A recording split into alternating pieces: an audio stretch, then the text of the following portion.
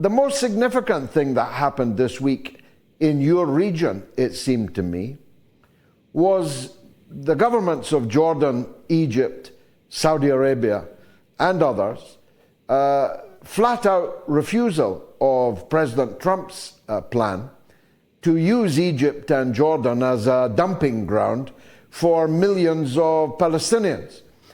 I was quite surprised by the strength of their rejection of Trump's plan. It doesn't seem to have impressed Trump much. What do you think is really going on? I think Trump probably underestimates how much the world has changed and how much weaker the United States and its allies are today than they were 4, 5, 6 years ago.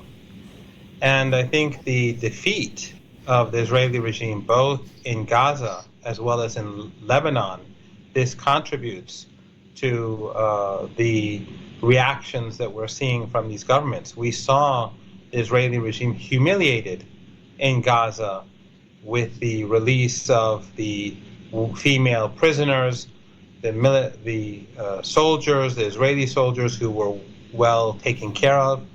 And we saw the hundreds of thousands of Gazans moving to the north courageously.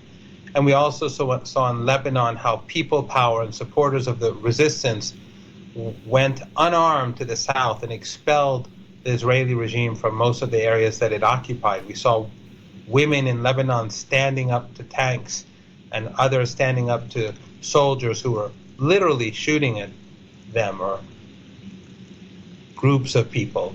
So under these circumstances, it's increasingly difficult for any regime to abide by the demands of the United States because they would be undermined by their own people. I think that General Sisi knows that he cannot survive if he agrees to Trump's demands, especially since the people of Gaza and Lebanon so effectively resisted extermination and expulsion.